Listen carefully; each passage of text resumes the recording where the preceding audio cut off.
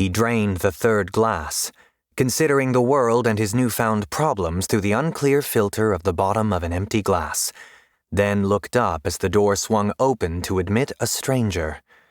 Something about the man held Tyr's gaze, a vague fuzziness around him that registered as wrong to him. He blinked, trying to clear away the alcohol blur, and then inhaled sharply as the stranger finally came into focus. He was a big man, easily Tyr's height and without the gawky frame of the dark-skinned youth. He wore a long gray canvas duster that only drew attention to the pale tone of his skin. The stranger wasn't dark enough to be a Xianen, let alone a Merrick, and that left few options, and his ears left only one.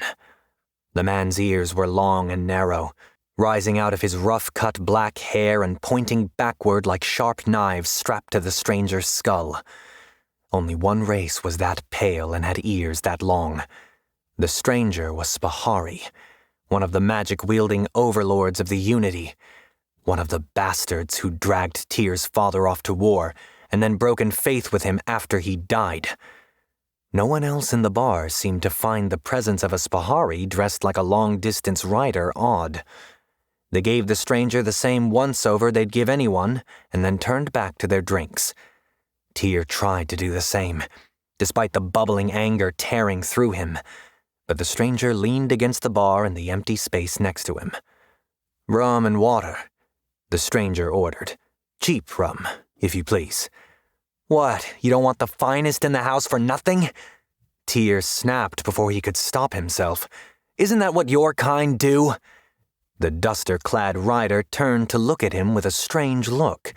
He was fuzzy again, now that he was close.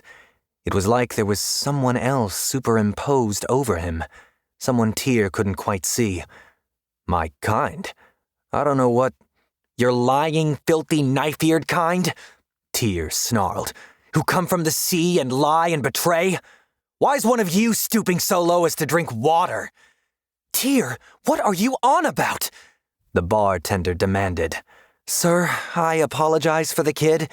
He's had to—" "Don't apologize for me!" he snarled. "This knife-eared bastard walks in here like he can drink with ordinary folk, like there's no blood on his hands. He should be—" "You see, interestingly," the stranger said slowly, backing away from Tyr and raising his hands placatingly. "I want no trouble here. I'm sorry if I've offended. I mean no harm." Somehow, that only made Tyr angrier. "No, sir, it's fine. We'll seat you elsewhere, away from this idiot." The bartender was glaring at Tyr now, as she gestured for the Spahari to move away. "Don't you walk away from me!" Tyr shouted. He didn't remember drawing the gun. He would never remember drawing the gun.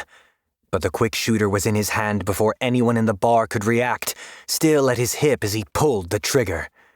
He'd remember that moment for the rest of his life, the cold certainty that cut through his drunken haze to tell him that he'd aimed perfectly. For an eternally cold moment, he realized he'd just killed a man for nothing. But the stranger had moved almost as fast as he had.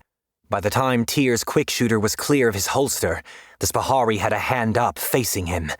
Blue light flashed in the bar as a wall of shimmering energy blocked Tyr's bullet.